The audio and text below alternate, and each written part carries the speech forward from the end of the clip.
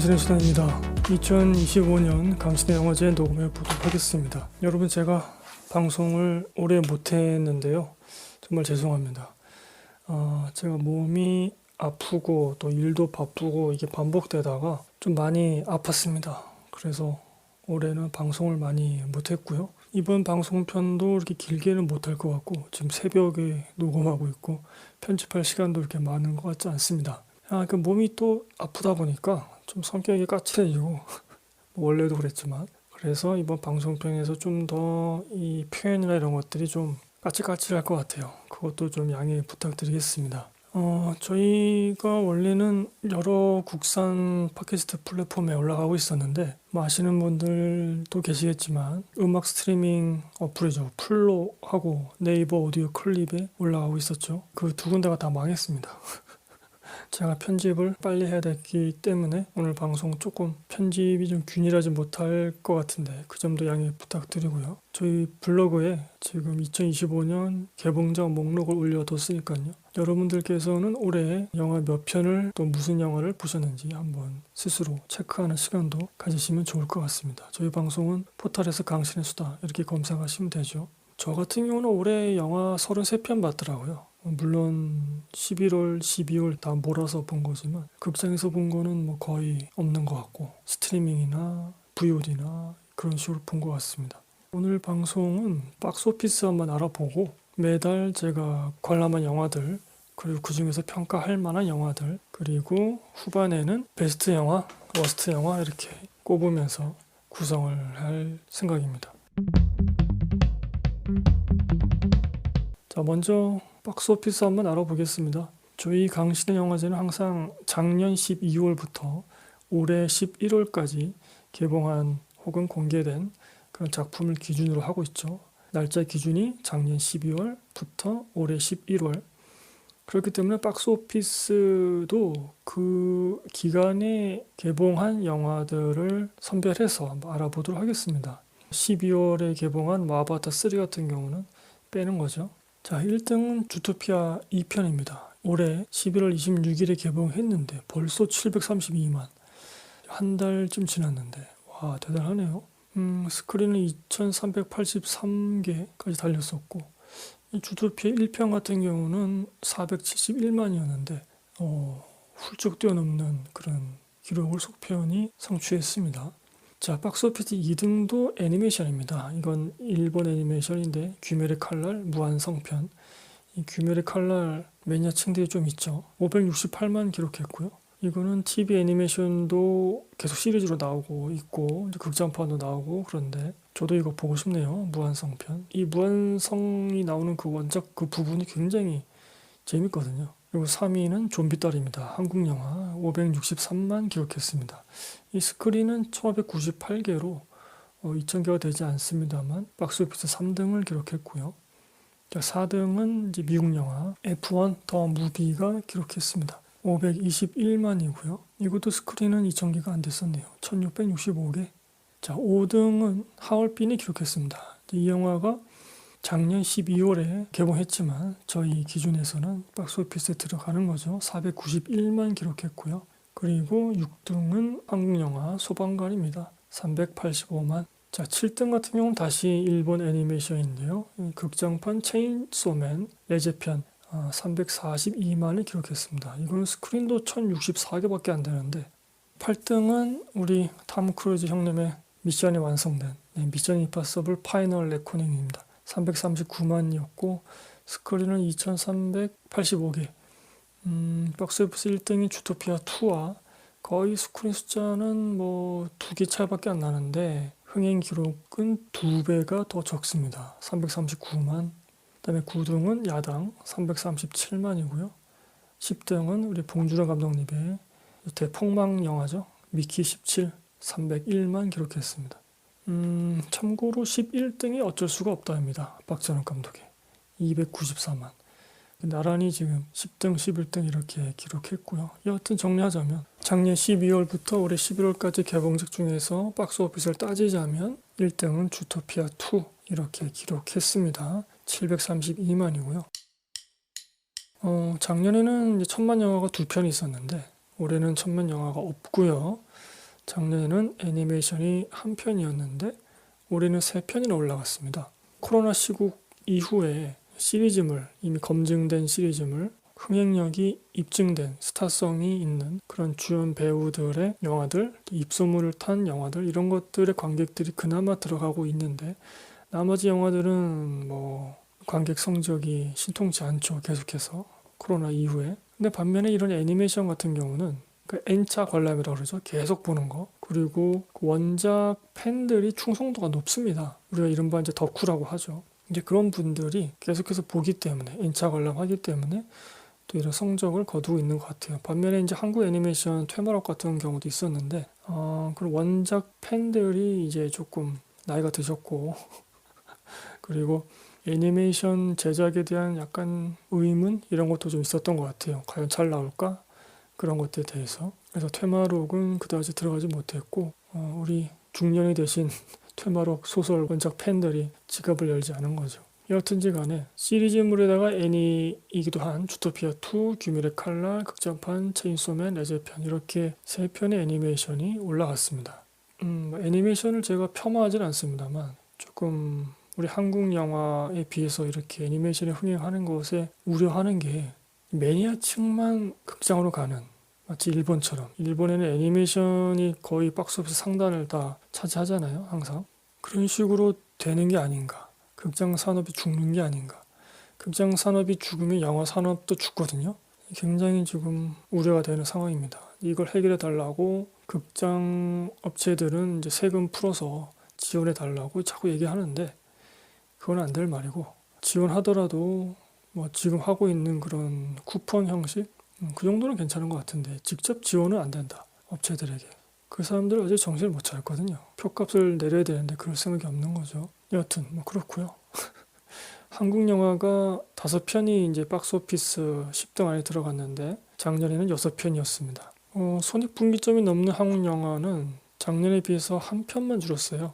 8편이 올해는 손익분기점이 넘었는데 히트맨2, 검은 수녀들, 말할 수 없는 비밀, 승부, 야당, 신명, 노이즈, 좀비딸 이렇습니다. 블랙버스터, 큰 액수가 들어가는 그런 영화들이 계속해서 실패하고 있고 한국 영화가 이렇게 소규모 영화들이 만들어지고 있는 거죠.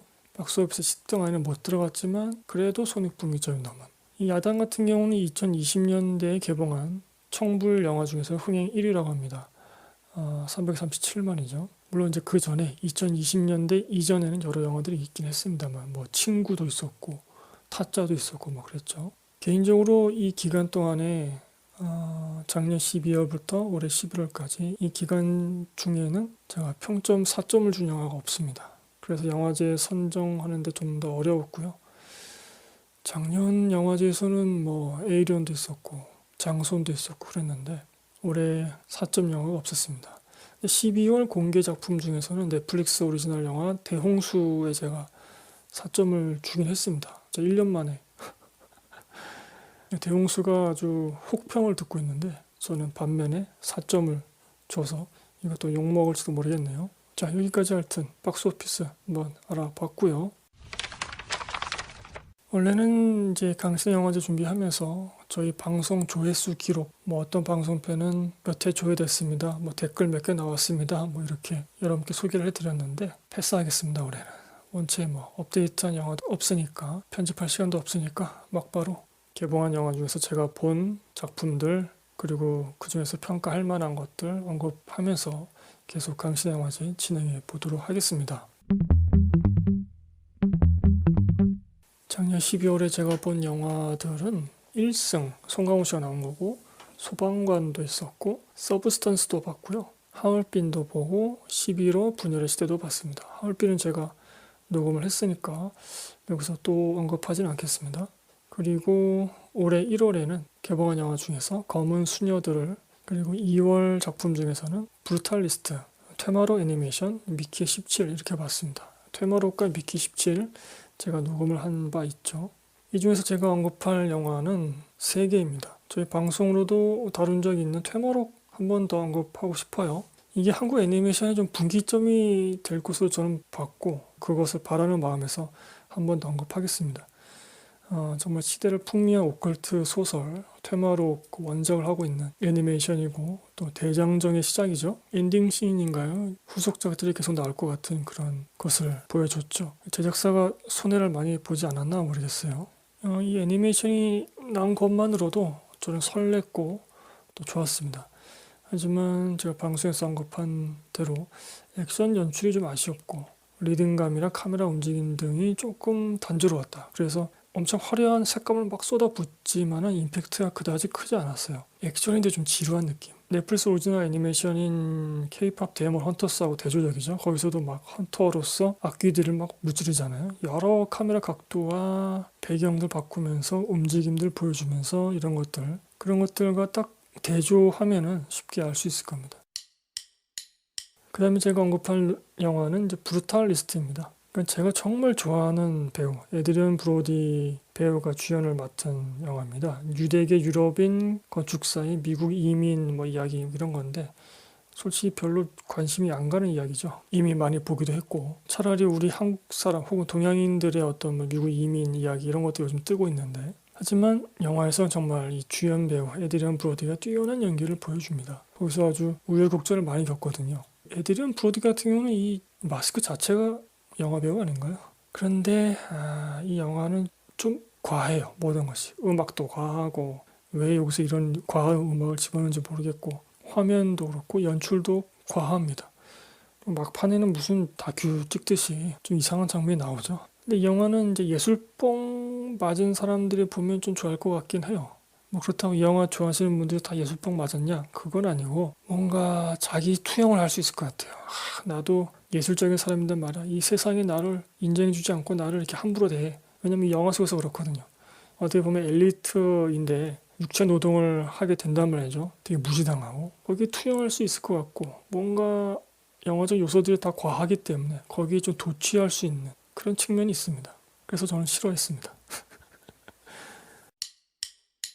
그 다음 제가 언급할 영화는 서브스턴스입니다. 데미 무어 배우가 주연을 맡았다고 해서 또 화제가 됐던 영화고 또 스토리 자체가 나이가 든 자신의 육체를 굉장히 벗어나고 싶어하는 그래서 더 젊은 더 탱탱한 그런 육체를 갖고 싶어하는 그런 주인공이거든요. 근데 우리가 익히 알고 있듯이 데미 무어가 큰 성형 수술을 몇 개 했다. 이렇게 알고 있잖아요. 영화 밖에 있는 배우와 영화 안에 있는 캐릭터가 어떻게 보면 동일시되는 서사를 각각 갖고 있는 것이죠. 영화 밖에 있는 이야기를 가지고 영화 안에서 우리가 감흥의 밑바탕으로 써야 되는가? 좀 그건 좀 아니라고 생각해요. 영화 안은 최대한 영화 안에 있는 요소들로 먼저 평가를 하고 감흥을 우리가 느낄 수 있어야 된다. 데미 무어가 뭐 성형수를 뭐 했든 말든 전 그건 상관을 안 하고 봤습니다. 하여튼 뭐 영화는 바디 호러입니다. 육체적으로 신체적으로 훼손이 굉장히 많이 되는 그런 장면이 많이 나오고요. 뭐 그런 걸로 유명한 감독이라고 하네요. 여성 성상품화를 비판하는 이야기입니다. 주인공 자체가 자신의 늙은 몸을 탈피해서 탱탱하고 젊은 그런 육체로 가고자 하는 그런 욕망이 지금 있거든요. 그리고 영화 속에서 그 방송 PD인가요? 제작자인가? 그 사람이 아주 탐욕스러운 인물 나오죠. 그러니까 보통 그 캐릭터의 탐욕을 표현할 때는 음식을 먹는 장면으로 그것을 상징화해서 보여주기도 합니다. 굉장히 좀 개걸스럽게 먹는 모습이라든가 식욕에 치우친 모습을 보여줌으로써 그 사람의 욕망을 보여주는 거죠. 이 사람에게 여러 욕망들이 많이 있습니다. 이런 거를. 제작자인지 PD인지 그 사람이 굉장히 성상품화를 많이 하는 사람인 거고 그 사람이 만드는 프로그램 자체도 그런 거죠. 여하튼 그런 여성 성상품화를 비판하는 영화입니다. 그리고 신선한 아이디어가 나와요. 인격이 변한다든가 과거나 미래의 내가 내 현재의 몸에 들어와서 정신을 지배해서 움직인다든가 뭐 이런 식의 영화는 몇 개 있었는데 이 영화는 아예 몸이 분리되어 버리죠. 중년의 나와 탱탱한 나로 더 나아가서 자아가 분열됩니다. 영화 속에서는 계속해서 Remember, you are one 이렇게 그 문구가 나오거든요. 기억해, 너는 하나야. 네 몸도 분리되고 자아도 분열됐지만 너는 하나야. 여하튼 그리고 굉장히 유려한 카메라 연출과 화려한 색감. 그래서 눈으로 즐기기에는 좋아요. 그런데 그게 문제가 되죠. 성상품화 비판을 위해서 성적 화면을 아주 전시해 버립니다. 여성의 엉덩이라든가 가슴 부위라든가 사타구니라든가 이런 것을 아주 화려한 색감과 유려한 카메라 움직임으로 집중적으로 보여주죠. 집중적으로 전시합니다. 여성 상품화를 비판하기 위해서 여성 캐릭터를, 여성 배우를 성상품화 시켜버립니다. 이게 좋은 걸까요?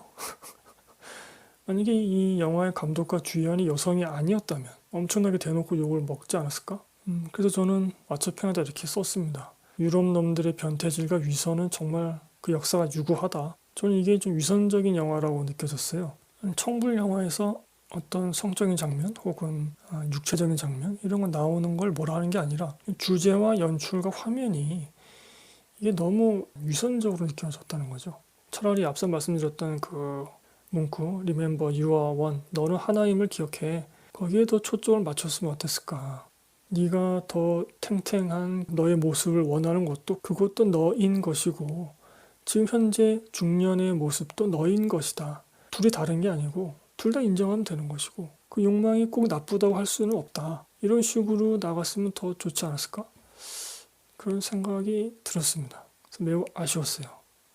여성 성상품화를 비판하면서 성상품화하는 화면을 잔뜩 보실 분들은 이 영화 선택하시면 되겠네요. 그 밖에 작년 12월부터 2월까지 보고 싶었던 영화들은 꽤 많이 있습니다. 대가족이라는 김윤석 씨가 나오는 영화도 보고 싶었고 킬리언 머피, 제가 이 배우도 좋아하는데 이처럼 사소한 것들 이것도 한번 보고 싶었습니다. 송중기 씨가 주연을 맡았던 보고타, 넷플릭스에서 나왔던 캐리온, 6888 중앙우편대대 이것도 보고 싶었습니다. 그리고 그 밖에 보고 싶었던 영화는 동화지만 청물입니다. 페라리, 노스페라투 이건 공포영화죠.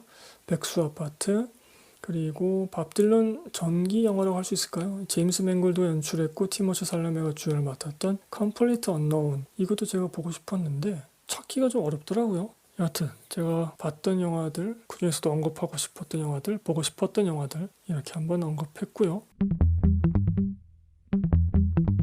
다음에는 3월, 4월, 5월 이때 본 영화들 말씀드리겠습니다. 콘클라베 봤고 승부 봤고 넷플릭스 오리지널 영화죠. 계시록 봤습니다. 그리고 로비, 야당, 하이파이브 이렇게 봤는데요. 이 중에서 제가 언급하고 싶은 영화는 3편인데 먼저 콘클라베 말씀드리도록 하겠습니다. 이 영화 추천합니다, 여러분. 아직 못 보신 분들이 있다면 한번 보시고요. 의외로 긴장감이 아주 쪼는 맛이 있는 그런 영화입니다. 에드워드 버거 감독작입니다. 이분이 넷플릭스에서 많이 만드셨어요. 서부전선 이상 없다, 푼돈 도박꾼의 노래 이런 거 연출하신 분인데 랄프 파인즈 배우가 주연을 맡았고요. 이제 교황이 돌아가셨는데 이제 새 교황을 뽑는 그것을 이제 콘클라베라고 하죠. 그 과정을 거기에서 드러나는 여러 추문과 믿음의 문제 이런 것들 다루고 있고 결국에는 여러 추기경 중에서 누굴 뽑아야 되는가, 저 사람은 왜 안 되는가 이런 것들이 계속 나오면서 쪼는 맛이 있는 영화입니다. 신앙보다는 인간적인 문제로 유력 후보에서 낙마되거나 추대되는 그 과정이 좀 흥미진진하게 나와요. 순전한 신앙을 지키거나 혹은 좋은 교황, 새 교황을 뽑기 위해서 여러 가지 악한 것들과 싸워야 하는데 그 과정에서 과연 내가 악마가 되지 않을 수 있는가? 경계를 어디까지 지켜야 되는가? 더러운 놈하고 싸우기 위해서는 진흙탕 속으로 내가 들어가야 되는데 그렇게 싸우다 보면은 내가 더러운 놈이 되지 않을까? 그런 고민들. 그것도 엿볼 수 있는 영화이기도 합니다. 하지만 좀 아쉬웠던 거는 여러 가지 문제들을 해결하는 과정에서 소위 데우스 엑스 마키나라고 하죠. 갑자기 어떤 전지전능한 존재의 개입이 딱 들어오는 그런 개연성 깨지는 그런 순간들. 이 영화에서도 그런 게 나와요. 근데 실제적으로 어떻게 보면은 그 장면이 신의 개입으로 느껴질 수도 있고 그러니까 영화 속에서 그렇게 해석하고 풀어갔으면 어땠을까 싶은데 그것조차도 어떤 인간적인 사안으로 끌어내려서 처리하는 그런 서사가 나옵니다. 거기에는 좀 실망했습니다. 조금이라도 새로운 교황을 뽑는 그 과정에서 신의 향기가 더 묻어났다면 어땠을까. 한국에는 신파 공포증이 있다면 서구 쪽에서는 신에 대한 공포증이 있는 게 아닌가. 어떻게 좀 초자연적인 신에 대한 묘사가 들어가는 거를 극도로 기피하는 그런 게 좀 있는 것 같아요. 여하튼 이 영화 콘클라베는 제가 추천드리고요. 아직 못 보신 분들 한번 보시면 좋을 것 같고 그 다음에 언급할 영화는 넷플릭스 오리지널 영화죠. 계시록입니다. 연상호 감독이 연출했고 유준열 씨가 주연을 맡은 영화죠. 미스테리입니다. 신의 계시를 받았다고 믿는 목사 류준열이 범인을 뭐 찾고 단죄하는 그런 작품인데, 류준열 씨의 좋은 연기와 흥미진진한 미스테리 연출이 나오는 영화입니다. 미스테리 좋아하시는 분들은, 혹은 뭐 초자연적인 그런 것들 좋아하시는 분들은 보시면 될 것 같은데, 근데 초자연적 현상을 부정하는 듯한 그런 연상호 감독 요 근래의 습관이 또 나옵니다. 이 영화 속에서. 그게 좀 아쉬웠어요. 미스테리 장르는 스릴러 장르하고 달라서 굳이 이성적으로 해명을 하지 않아도 되거든요. 제가 이제 누누이 말씀드렸습니다만, 하지만 스릴러는 왜 이렇게 되었고 해법이 왜 이런 것이다 라고 영화 속에서 분명하게 해명을 해줘야 됩니다. 제시를 해줘야 돼요. 그게 안 되는 스릴러는 답답한 거죠. 근데 이 영화는 미스테리인데 그것을 굳이 이성적으로 인간적인 단어로 해명을 해줍니다. 그것은 조금 아니라고 생각이 들어요. 장르적 재미가 거기서 확 무너지기 때문에. 그런 면에서는 좀 많이 아쉬웠던 영화였고요. 그 다음에 하이파이브라는 영화를 봤습니다. 정말 아무 기대하지 않고 유아인 씨가 나왔다고 해서 봤는데 이 영화 괜찮습니다. 이 영화 추천드립니다. 괜찮은 오락 영화이고요. 강형철 감독이 연출하셨습니다. 써니나 과속 스캔들, 스윙 키즈 이런 거 만드신 분이죠. 드디어 한국에서 좀 볼만한 차량 추격 액션 연출이 나왔다고 생각이 듭니다. 오랜만에. 그리고 원테이크 장면 연출에서 카메라 움직임을 통해서 배우의 몸 연기가 그대로 잘 드러나게끔 그런 연출도 좀 특이했어요. 요즘에는 이제 컷을 많이 나눠가지고 어깨 위로 보이던가 배우가 대사를 치고 있는 배우의 얼굴을 각각 편집해가지고 왔다 갔다 하는 그런 식의 연출이 많이 있잖아요. 근데 배우 같은 경우는 어깨 밑에 부분을 이용해서도 연기를 하거든요. 실제로 우리도 감정이 실려 있으면 손짓 발짓 다 하면서 말을 하잖아요. 배우도 마찬가지거든요. 근데 그런 것들을 잘 담아내고 있다. 캐릭터들 사이의 케미도 괜찮았고요. 이 영화 스토리는 뭐 그거죠. 장기 이식을 받은 그 사람들이 뭔가 초능력 비슷한 게 생겼다. 그것을 둘러싸고 일어난 사건들을 다루고 있는 건데 사회적인 시선도 좀 볼 수 있는 그런 영화고요. 근데 제작비 문제였겠지만은 좀 CG가 많이 들어가는 영화인데 그 줄거리 때문에 근데 CG가 좀 아쉬운 부분이 많았습니다. 요즘 기준에 따르면. 그래도 이런 초능력물 캐릭터들의 케미가 살아있는 그런 오락영화 원하시는 분들 보시면 좋을 것 같고요. 개인적으로 저는 왓챠에다가 3.5점을 줬습니다. 그 밖에 제가 보고 싶던 영화는 이제 보더랜드, 그다음에 애니메이션 플로우, 스트리밍, 넷플릭스 오리지널이죠. 일렉트릭 스테이트, 그다음에 우리 견자단 형님 나오는 열혈검사, 그리고 파과, 썬더볼츠, 미션 임파서블, 파이널 레코닝. 제가 통영 영화를 아직 못 봤어요. 그리고 이제 공포 영화인데 박평식 평론가가 무려 7점을 준 영화가 있습니다. 시너스 죄인들. 이 영화 괜찮다는 얘기는 제가 좀 본 것 같은데 이 영화도 꼭 보고 싶어요. 그리고 이제 실화를 바탕으로 했다는 소주 전쟁. 여러분들도 잊고 계셨다면은 연말 연시에 찾아보시면 좋을 것 같습니다. 자, 이제 슬슬 성수기 쪽으로 넘어가 보죠. 6월과 7월에 공개되거나 개봉한 작품 중에서 제가 본 영화들 브링 허 백, 28년 후, F1 더 무비, K-팝 데몬 헌터스, 슈퍼맨, 전지적 독자 시점, 좀비딸, 84제곱미터 이렇게 보았습니다. 그 중에서 언급할 영화는 또 3개네요. 자, 많은 돈이 들어갔고 제가 이거 녹음을 하려고 지금 원고까지 써놨는데 아직 녹음을 하지 못한 전지적 독자 시점부터 한번 말씀드려볼까요? 원작이 있죠. 원작을 웹소설이 원작인데 웹툰도 있습니다. 웹툰이 잘 만들어져서 또 화제가 되고 있죠. 근데 그러한 원작을 모르고 그냥 단일 작품으로 본다면 괜찮은 판타지 어드벤처 오락 영화입니다. 근데 원작 팬들이 많이 실망하는 그런 요소가 또 있긴 하죠. 물론 소설이나 웹툰이나 영화나 그런 매체의 차이가 있기 때문에 원작 각색은 필요했어요. 근데 원작 팬들이 볼 때는 굉장히 분량이 길거든요. 그리고 영화는 그중에서 1부격, 초반에 해당하는 것만 실사화를 했기 때문에 원작 팬들 같은 경우는 거대한 이야기의 처음과 끝을 다 알잖아요. 그런데 거기서 중요하다고 보는 그런 중요 요소들이 있는데 이 실사화된 영화에서는 그걸 처음부터 어그러뜨립니다. 훼손을 굉장히 심하게 했어요. 단순히 칼을 주로 쓰는 캐릭터가 이 실사 영화에서는 총을 쓰는 캐릭터가 나왔다. 이 수준이 아니고 그럼 이제 앞으로 이후에 나올 이야기들에서도 많은 부분들이 고쳐져야 되고 그것은 결국 원작의 고유한 매력을 잃게 되는 거 아니냐, 이런 비판이 있었던 것이죠. 물론 그런 비판에 저도 어느 정도는 동의하고 또 필요하다고 봅니다만, 그러한 비판 때문에 오히려 이 영화에 있는 다른 오락적인 요소들이 빛을 보지 못했어요. CG도 나름 괜찮고 판타지 어드벤처 영화로는 괜찮거든요. 원작이 워낙 훌륭하기 때문에. 그래서 좀 아쉬운 영화입니다. 네, 여기서 제가 다 말씀드려가지고 따로 이 영화를 녹음을 못할 것 같네요.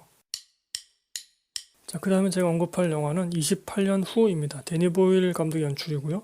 28일 후, 28주 후 그런 좀비 시리즈의 후속작이라고 볼 수 있겠죠. 앞으로 이 28년 후에 이어지는 이야기도 나올 것 같다고 하는데, 엔딩을 보면 그렇죠. 영화 시작하고 약 55분까지는 그 좀비 세계의 긴장감과 생존을 위한 몸부림이 굉장히 좋았습니다. 감각적인 연출, 마치 게임을 보는 듯한 그런 연출도 나오고 꽤 좋았는데 딱 거기까지예요.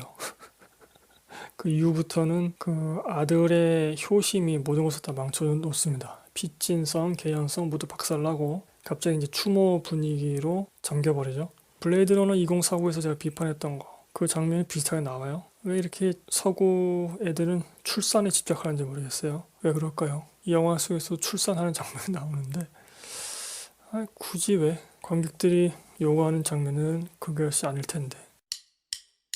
그 다음에 언급할 영화는 브링 허 백입니다. 셀리 호킨스 배우가 주연을 맡은 공포 영화입니다. 세 가정에 입양된 남매가 겪는 공포스러운 일들을 담고 있는데요. 이 영화를 보면 이빨 공포가 생길 것 같은 느낌 그런 생각이 들고, 우리가 흔히 갖고 있는, 관객들이 흔히 갖고 있는 어떤 전형적인 관습적인 그런 공포 상상을 좀 우회해서 보여주는, 좀 다른 식으로 보여주는 그런 것들이 좀 있어서 계속 집중해서 볼 수 있었습니다. 좀 신선한 것도 있고, 아주 무섭다기보다는 좀 신선한 그런 느낌이 있었는데, 그런 초중반에 좋은 호러 에너지를 후반에는 좀 씻겨버리는, 그게 좀 아쉬웠어요. 그리고 생각보다 그 감정선에 이입하기가 쉽지는 않았습니다. 장르물에서 감정선을 살리는 게 좀 중요하다 이렇게 계속 말씀드리잖아요. 그래서 정서적 공감이라는 개념도 만들어서 말씀드리고 있는 것인데, 이 영화 속에서도 셀리 호킨스가 그런 정서적인 이유 때문에 행동들을 막 하거든요. 근데 거기에 관객으로서 이입하기는 쉽지 않았어요. 그러니까 뭔가 좀 따로 노는 거죠. 정서적 공감까지 일어나지 않고. 그래서 더 이 장르물에 깊숙하게 들어가지 못하고, 그런 부분은 좀 아쉬웠던 것 같습니다. 자, 그 밖에 제가 보고 싶었던 영화는 신명, 드래곤 길들이기, 예전에 녹음하기도 했고 제 영화 애정을 다시 살려준 어네스트와 셀레스틴의 새로운 시리즈 멜로디 소동 애니메이션이죠. 그다음 노이즈, 바다 호랑이, 이거는 세월호 관련 실사 영화고, 그리고 주라기 월드 새로운 시작, 킹 오브 킹스, 미국에서 굉장히 흥행한 기독교 애니메이션이죠. 그리고 올드 가드 2 한번 보고 싶었는데 보지는 못했었네요.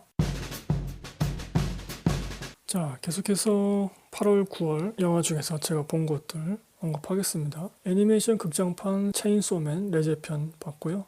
그 다음에 넷플릭스 오리지널이죠. 사마귀, 길복순의 후속작인데 이거 봤고, 박찬욱 감독의 어쩔 수가 없다, 연상호 감독의 얼굴, 이렇게 보았습니다. 또 마찬가지로 세 편을 평가를 좀 할 수 있겠는데, 먼저 일본 애니메이션 극장판 체인소맨 레제편, 일본 만화 원작의 애니메이션이고요. TV 애니메이션으로 나왔던 연출 실망으로 큰 기대를 안 했으나 극장판의 완성도가 제법 높았습니다. 원작은 그 특유의 병맛 펑키한 그 리듬감이 있거든요. 그것뿐만이 아니라 이 레제편에 해당하는 그 분량에 해당하는 감정선, 그리고 액션 장면 연출이 아주 탄탄합니다. 요즘 액션이 애니메이션에서 액션이 그 화려한 색감과 화려한 카메라 움직임만 보여주는 경우가 많아요. 그렇게만 보여줘도 관객들은 거기에 좋은 평가를 주기 때문이겠죠. 근데 액션은 실사 영화든 애니메이션이든, 그것이 차량 액션이든 격투 액션이든 검 액션이든 능력 액션이든지 간에 일맥상통하는 면이 있다고 저는 생각을 합니다. 액션에서는 화려한 것이 중요한 것이 아니라 액션의 타격감 혹은 액션에서 보여주는 서사나 감정을 임팩트 있게 관객에게 전달하는 것. 액션도 하나의 연기거든요. 관객에게 무언가를 전달해야 됩니다. 단순히 이미지로만 그것을 소비시키면 안 돼요. 근데 제법 알려진 액션 좋다는 애니메이션들은 그냥 화려한 연출과 색감으로만 그걸 퉁치고 넘어가려고 하는 면들이 요즘에 좀 있어 왔다고 저는 생각이 들어요. 그런데 이 극장판 체인소맨 레제편은 그렇지 않았습니다. 이 원작의 펑키한 매력, 리듬감, 감정선, 그리고 액션의 임팩트, 타격감 이런 것들도 제대로 살아 있었다는 것이죠. 힘을 줄 때 주고 그렇지 않을 때를 알고 있는 그런 액션 연출이었어요. 다만 그럼에도 불구하고 일부 시퀀스에서는 그 밑바탕이 되는 서사나 감정에 비해서 액션의 그 동호 반복이 좀 계속되고 있어서 좀 피로한 느낌이 들기도 했어요. 지루한 것까지는 아닌데 피로감이 들었습니다. 이 정도의 인물들 사이의 감정이나 이야기, 액션 요 정도면 충분할 것 같은데, 충분히 인상적인데, 근데 그것을 넘어서서 계속 그걸 반복하고 있었다는 얘기죠. 굳이 아쉬움을 꼽자면 그렇다는 얘기입니다. 이번 애니메이션은 굉장히 잘 나왔어요. 그 다음에 제가 언급할 영화는 박철원 감독의 어쩔 수가 없다입니다. 봉준호 감독의 미키 17과 더불어서 박찬욱, 봉준호의 시대를 이제 개인적으로 더 이상 기대하기 어렵다고 느끼게 된 작품이고요. 일반적으로는 반대평이 있던데 제게는 좀 편집 리듬감이 더 빨라야 하지 않았을까 싶었습니다. 다른 분들은 편집 템포가 빠르지만 뭐 나머지는 별로 안 좋았다 뭐 이런 식으로 평가하던데 저는 오히려 편집 리듬감이 좀 느슨했다. 그 특유의 시니컬한 유머와 편집 리듬감, 작품에 흐르는 서글픈 감정선, 주제의식 이런 것들이 각자 따로 노는 느낌이 너무 강했어요. 그걸 한데 엮어주는 편집 리듬감이 있어야 되지 않았을까? 젊었을 때 잘 먹히던 유머를 지금도 계속 던지고 있는 중년의 느낌이랄까?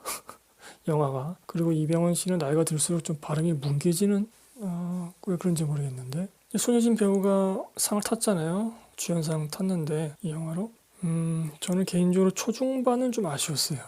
연기가. 약간 좀 눈에서 광기라고 해야 될까? 살기가 느껴져야 되는 혹은 약간의 폭력성이 느껴져야 되는 그런 장면이 있었거든요. 초중반에. 마치 그 봉준호 감독의 영화 마더에서 김혜자 씨가 그 아들을 옹호하면서 던지는 그 대사할 때 나오는 그 표정 그런 것처럼 그 정도까지 아니더라도 눈에 약간 좀 살기가 살았으면 좋았는데 그게 없더라고요. 그 장면은 그게 필요했는데 어쩌면 감독이 그렇게 하지 말라고 했을까? 너무 오버하지 말라고? 여하튼 뭐 개인적으로는 좀 아쉬웠는데 결말부에 손예진하고 이병헌하고 포옹하는 씬이 나와요. 서로 그러면서 울거든요. 그 장면을 보고서 이래서 손예진을 캐스팅했나 보네 납득이 됐어요. 거기서는 손예진 배우는 그런 눈물샘을 자극하는 감정 연기를 정말 잘하시잖아요. 하지만 여전히 과연 손예진 배우가 주연상을 받을 만한가? 거기엔 좀 동의하기 어려웠고 반면에 염혜란 배우 연기는 좋았고 또 예쁘게 나와서 좋았습니다. 염혜란 배우가 아주 예쁘게 나오시더라고요. 또 그 밖에도 이제 액션들이 꽤 많이 나오는데 이 영화 속에서 그런 액션 연출이나 어떤 사운드 처리 이런 것들에서 좀 관록이 느껴지긴 했어요.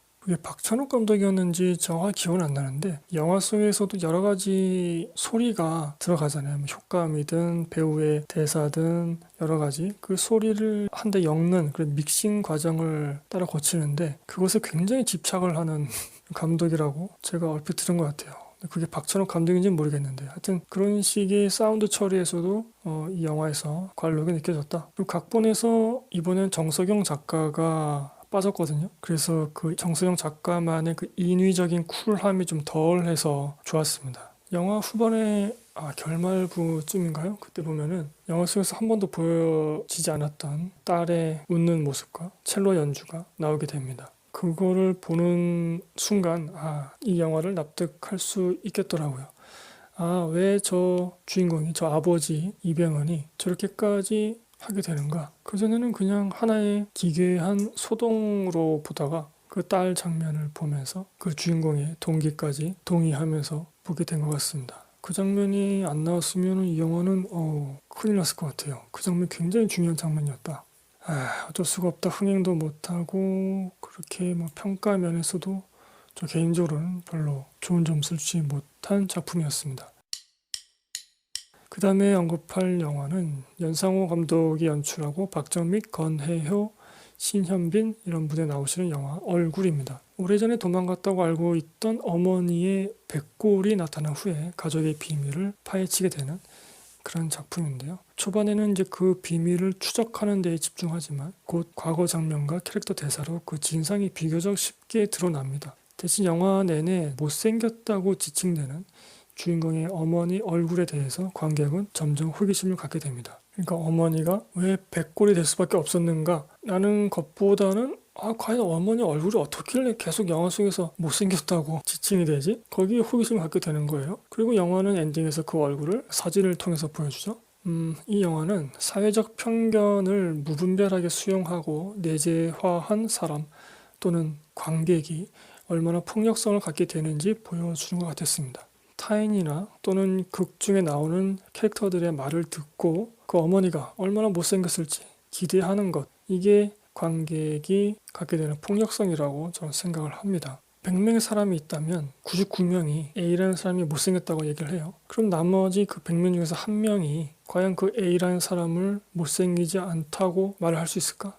혹은 그 A라는 사람의 얼굴에 호기심을 갖지 않을 수 있을까? 약간 폭력적인 의미로 쉽지 않다는 거죠. 그리고 관객도 거기에 지금 동참하고 있다. 이 영화를 통해서.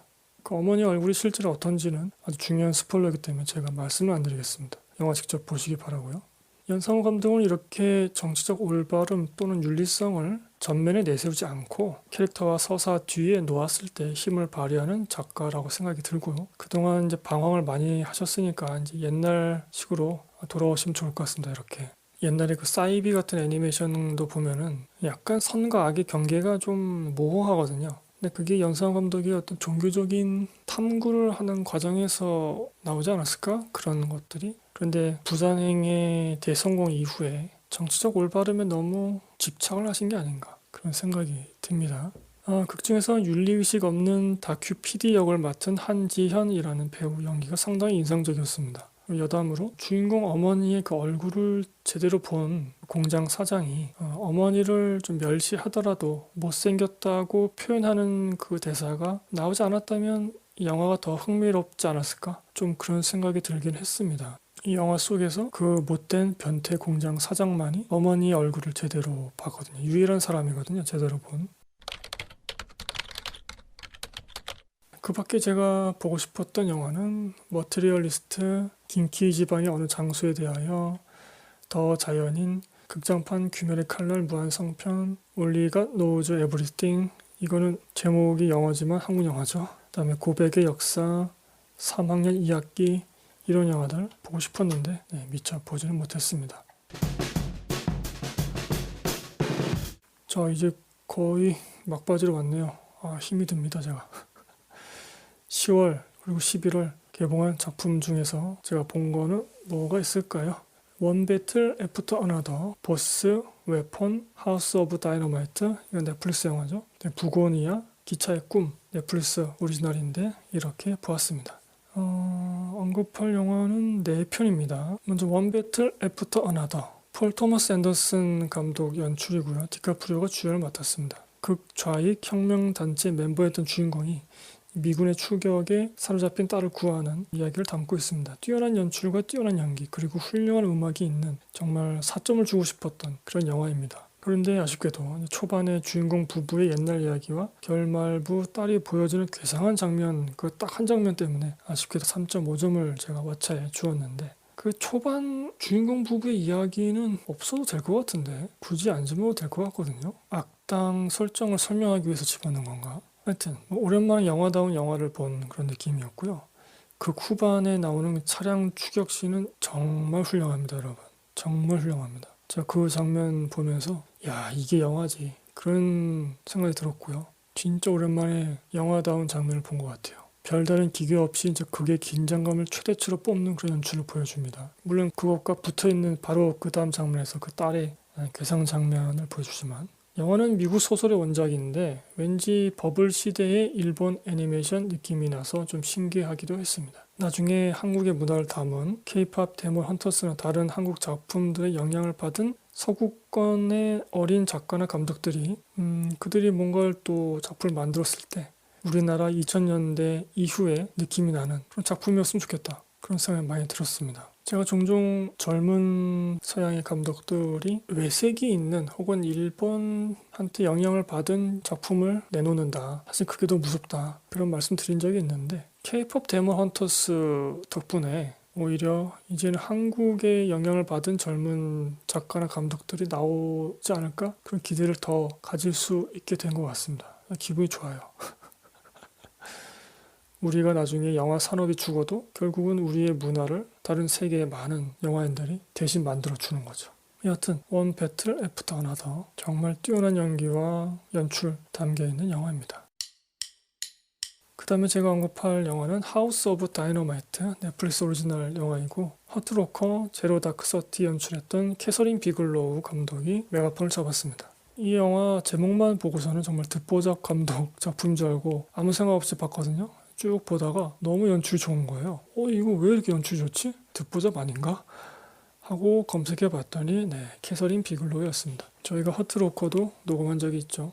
이야기는 정체불명의 장소에서 발사된 ICBM 미사일이 미국 본토로 향하면서 이에 대응하는 미국 여러 기관 소속의 인물들 모습을 시간순에 상관없이 보여주고 있는 영화입니다. 녹음까지 하고 싶던 작품이고요. 왓챠에는 제가 3.5점을 줬습니다. 미사일 발사에 따른 전형적인 장르물이 아니라서 호불호가 갈리긴 할 것 같아요. 이른바 미사일 발사되고 미국이 위기에 빠지면 히어로가 등장해서 그걸 해결하거나 그런 영화가 아니라는 거죠. 영화 전반에는 나라를 지키는 건 그런 뛰어난 영웅 한두 명이 아니라 그게 등장하는 여러 평범하지만 직업정신이 있는 사람들이라는 걸 보여줍니다. 실제 상황에서는 영웅이 중요한 게 아니라 각각의 자리에서 그 위치에서 자신의 맡은 일을 충실히 해내고 있는 사람들이 중요하다. 그들이 위기에 대처하고 위기를 해결하는 거다. 그런 걸 보여주고 있어요. 반면에 영화 후반에서는 미국의 나약함을 보여줍니다. 그 미국의 뛰어난 대응 시스템, 무기 시스템, 지식, 정보 등등으로도 이 문제를 해결하지 못해요. ICBM을. 심지어 이 미사일이 어디에서 발사된 건지도 확정을 짓지 못해요. 그냥 북한이라고 추정만 할 뿐이지. 확정을 못 지니까 이거에 대해서 대응을 못하는 거예요. 정확하게. 결국에는 이런 것들을 비꼬면서 보여주고 있는 그런 영화인 것 같습니다. 캐서린 비글로우 감독의 연출력은 또 대단하고, 이런 다소 비상업적 느낌의 주제와 서사를 감독 특유의 쪼는 연출로 보여주기 때문에 저는 끝까지 집중하면서 볼 수 있었습니다. 근데 이거 좀 호불호가 갈릴 것 같긴 해요. 그리고 자칫 시간 순에 상관없이 여러 인물들이 나오기 때문에 좀 헷갈릴 수도 있을 것 같아요. 정신없이. 그런 단점도 있긴 합니다. 자, 그 다음에 제가 언급할 영화는 넷플릭스 오리지널 영화죠. 기차의 꿈입니다. 이건 제가 추천드리는 작품이고요. 단편 소설이 원작입니다. 조엘 에저튼이 주연을 맡았고요. 20세기 초에 아무것도 가진 걸 없던 한 남성의 일대기를 찬찬히 그리고 있는 작품이고요. 개인적으로 좀 울컥하는 지점이 있었습니다. 제가 몸이 아파서 그런가? 큰 사건과 갈등이 없어서 좀 심심한 면도 있어요. 그래서 제 주변 사람들한테 선뜻 추천하기 좀 그런데 일단 방송으로는 추천하고 싶어요. 주인공이 겪거나 만나는 사람들의 모습을 깊이 있게 다루는 영화이거든요. 그게 감정선을 살뜰히 담으면서도 주인공처럼 우직하게 흘러가는 그런 흐름이 또 매력이고요. 근데 이제 결말부에 영화가 이제 하늘로 날아가 버리죠. 그래서 왓챠에서 제 평점 0.5점도 날려버린, 결국에 3.5점을 주고 말았는데, 우직한 조엘 에저튼의 연기가 인상적인 작품이기도 합니다. 그 다음에 제가 언급할 영화는 부고니아입니다. 요르고스 란티모스 감독 연출이고요. 엠마 스톤과 제시 플레몬스가 주연을 맡은 영화입니다. 장준환 감독의 지구를 지켜라, 이거를 리메이크한 것이고 실망했습니다. 부고니아 보고. 더 화면은 세련되어졌지만 그 원작 특유의 처절함은 크게 반감된, 그 제시 플레몬스가 맡은 그 역할을 조금 더 찌질하게 했으면 어땠을까 싶은데, 원작을 본 사람으로서는 이 부고니아의 약 82분까지는 정말 밋밋했어요. 총 분량이 119분인데 정말 이거를 보다 말아야 되나 심각하게 고민하면서 봤습니다. 이 한국 원작은 주인공을 연민하게 만드는 결말이었다면 이 리메이크 부고니아는 주인공을 더 초라하게 만듭니다. 저 같은 소시민의 입장에서 볼 때는 그 억눌린 자, 피해당한 자의 광기가 결국에 옳았다는 한국 원작이 더 가슴에 남더라고요. 아마도 서양에서는 그런 테러범이나 범죄인을 옹호하기에는 아직 여러 가지 상처가 남아있는 거 아닌가 싶기도 했고, 그래서 왓챠에는 2.5점을 줬습니다. 장준환이 옳았다.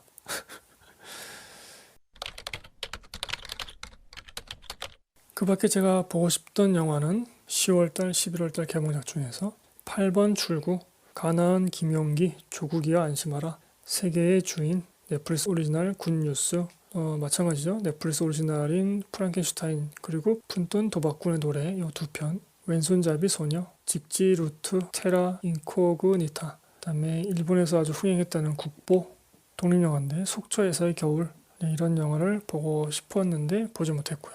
자, 여기까지 제가 매달 봤던 영화와 언급하고 싶었던 영화, 그리고 보고 싶던 영화 말씀드려 보았습니다.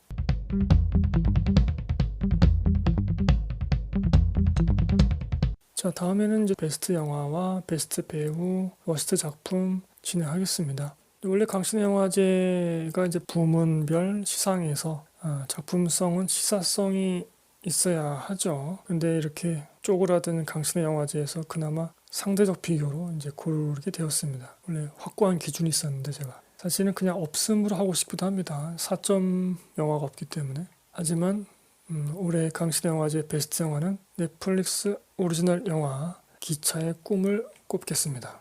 나이가 들어서 그런지 이렇게 이제 조용히 사람의 일생을 다루는 작품이 좋더라고요. 작년에는 퍼펙트 데이즈가 그랬는데 이 영화 기차의 꿈 극 중에서 이런 대사가 나와요. 그 어느 때보다 가난한 시기였지만 주인공이 그는 알지 못했다. 살면서 이 시절을 평생 가장 행복한 때로 매번 회상하게 된다는 걸. 그런 비슷한 대사가 나옵니다. 이게 저는 가슴팍에 탁 꽂히더라고요. 저도 뭐 돌이켜보면 힘들었지만 지금은 느낄 수 없는 행복이 있던 때가 있는 것 같습니다. 강신의 수다 이 방송만 봐도 그렇죠. 관리를 좀 잘하고 업데이트 좀 꾸준하게 해야 했는데 예전에 우리 소수 정예 청취자분들이 저희 블로그에 오셔서 리뷰도 많이 써주시고 참여도 많이 해주셨잖아요. 그리고 강신의 영화제 설문도 참여 많이 해주셨고 우리 청취자분들이 그때 그 강신의 수다 방송이 다른 방송에 비하면은 가난한 방송이었죠. 하지만 그때가 가장 즐겁고 외롭지 않던 때가 아니었을까? 저희 방송만 봐도. 네, 지금은 강신의 영화제 구성도 이렇게 쪼그라들었으니까요. 하여튼 뭐 여러 가지 생각이 들면서 그 대사가 좀 가슴팍에 딱 꽂혔습니다. 단순히 어떤 후회로 점철된 그런 대사가 아니라 그냥 우리 인생에 한두 번은 만날 수 있는 대사? 앞서 제가 언급했던 브루탈리스트 같은 영화는 이제 과시용으로 느껴지는 꽤 쓸데없는 장면이 있는데 이 영화는 장면 하나하나가 주인공의 나레이션을 따라서 감정을 결대로 전달하는 데 쓰이고 있어서 밀도가 높다고 느껴졌고요. 그리고 영화를 보면서 이 묵묵한 주인공, 이 사내가 정말 행복해지기를 바라는 마음이 있었습니다. 한번 보시면 좋을 것 같고요. 두 번째로 베스트 배우를 한번 꼽아 보도록 하겠습니다. 2025년 강신의 영화제 베스트 배우 남자, 여자, 주연, 조연 모두 포함해서 한 명만 꼽겠습니다. 원 배틀 애프터 어나더의 쇼 펜입니다. 다른 후보들도 있었지만 워낙 압도적인 연기를 보여줬어요. 화면에 보이는 자신의 모든 걸 활용해서 관객에게 무언가를 전달합니다. 어느 장면인지 제가 정확하게 기억을 안 나는데 상대를 옆눈으로 보면서 자연스럽게 윙크하는 표정이 제 머리에 기억에 남고 또 기괴한 걸음걸이로 걷던 그의 뒷모습도 기억에 남습니다.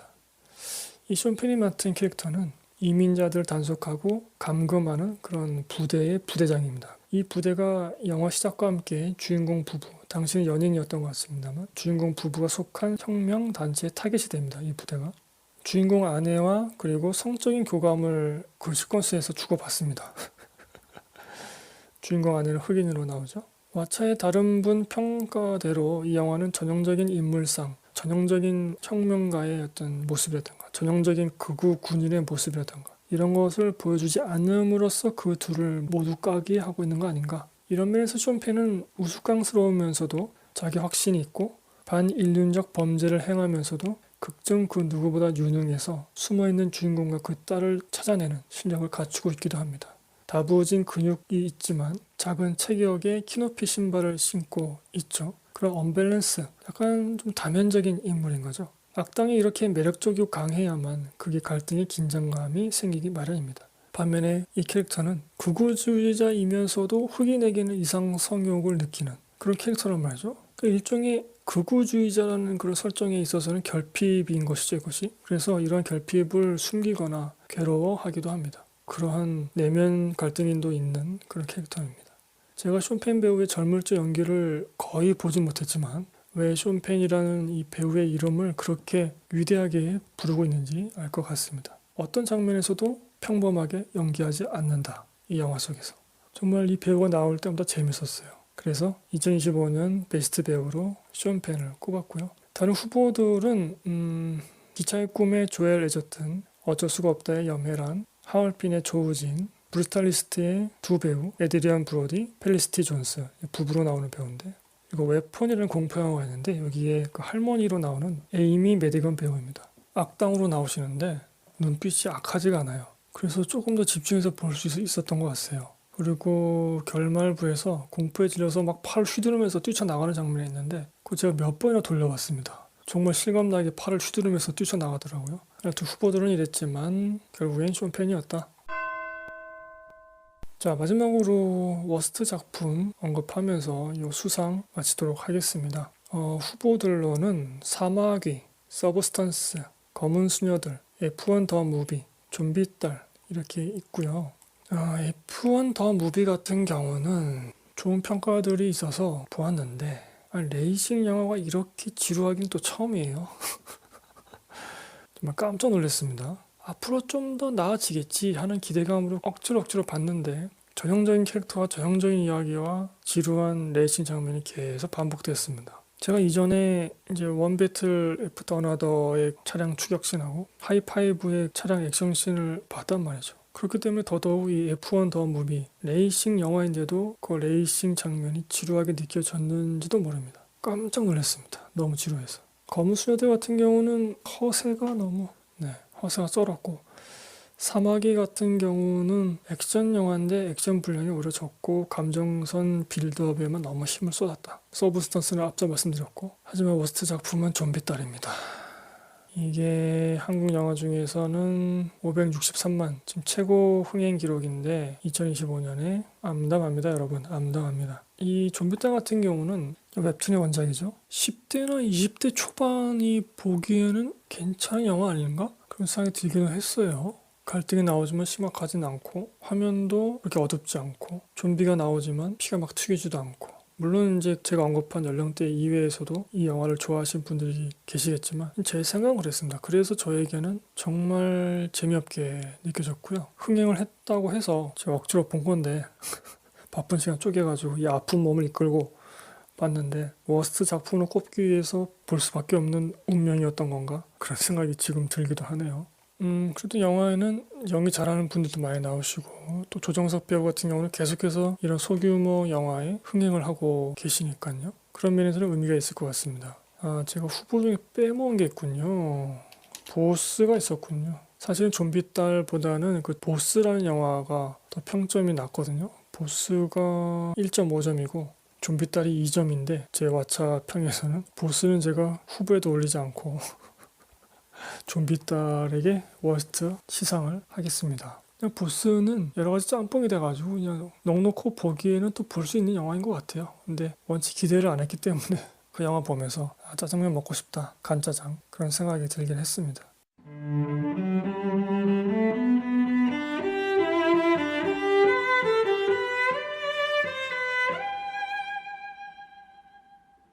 마무리하겠습니다, 여러분. 2026년에도 업데이트를 자주 하지는 못할 것 같습니다. 그래도 꼭 언급해야 할 것 같은 영화들은 단독 방송편을 꾸리거나 아니면 그냥 토크라든가 그런 식으로 최대한 좀 노력을 해보겠습니다. 업데이트를 하도록. 저희 방송이 그 음악 채널을 하나 만들었죠. 강신의 밤이라고. 분기마다 하나씩 그렇게 최소한 올리고는 있는데 그것도 좀 구독해 주시고요. 제가 블로그나 트위터나 지금 다 관리를 못하고 있지만 우리 청취자분들 댓글 남겨주시면 반응을 하고 있거든요.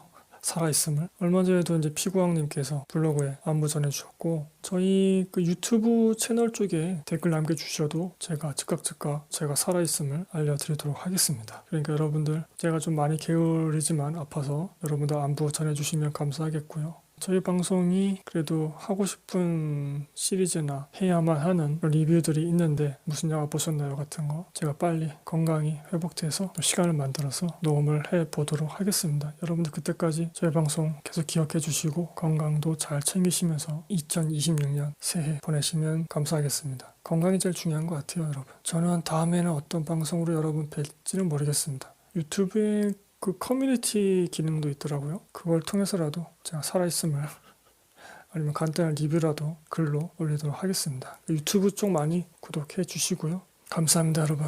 우리 청취자분들 덕에 제가 어릴 때 꿈을 꿀 수 있었고 외롭지 않을 수 있었습니다. 여기서 방송 마치겠습니다.